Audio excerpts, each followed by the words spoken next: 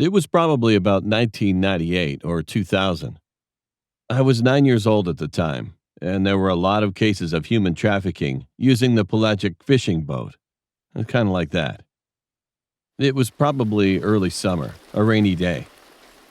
Being a young child, I wanted to play outside because I especially prefer rainy days.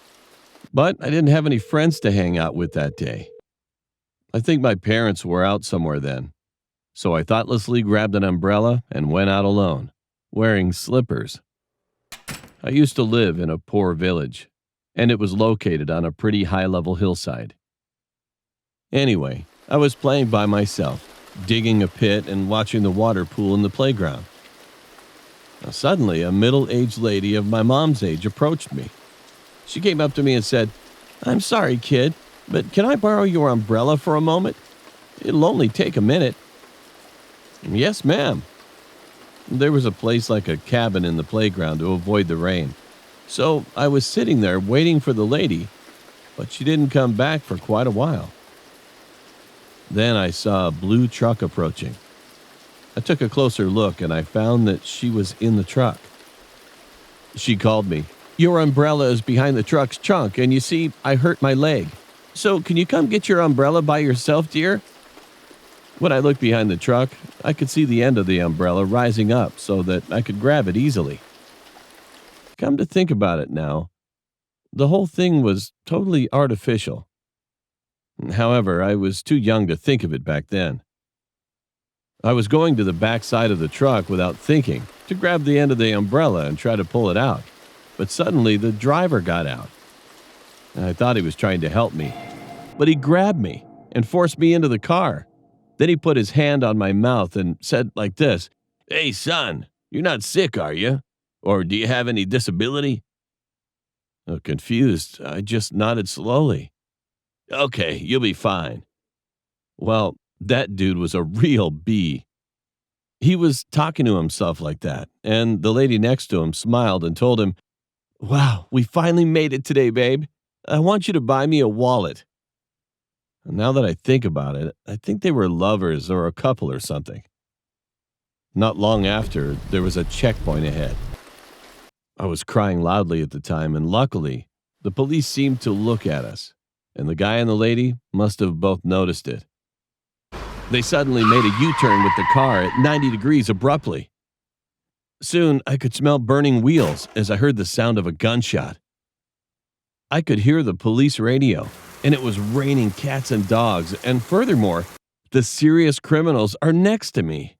It was insane. I was just trembling with fear. When the car had stopped, I saw two policemen coming towards us. I was looking through the side mirror, and the man in the driver's seat suddenly got out and stabbed a cop with a knife. Then another cop next to him pulled out a gun and shot him in both thighs. Suddenly, the siren sounded so loud that my ears were about to rip. The lady sitting next to me was scared and couldn't say anything, just shivering. I ended up being released safely. It's been a long time since then, so I couldn't find any info about it. But I remember that my parents had interviews with some of the newspaper publishing companies. It turned out that both the man and the woman were from another country.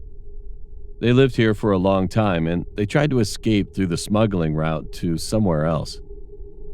And there were more than 4 people killed by them. I don't know about the man after that, but I heard that the woman ended up committing suicide later. One night after I heard that she was dead, I met her in my dream. She was just smiling without saying anything. And when I finally woke up from my dream, I got goosebumps. The 2 cops who saved me got a special promotion by reason of the civil protection. You like that? Besides, I found another thing. When I was in the car that day, it smelled a little bloody, so I thought maybe it was because the guy was bleeding. But that wasn't it.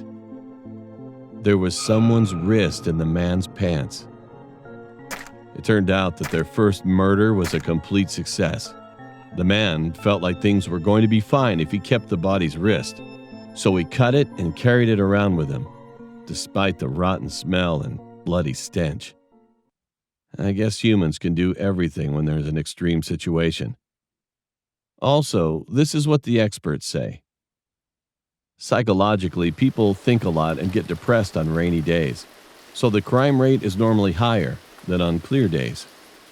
So I really want everyone to be careful on rainy days, especially when you guys are alone.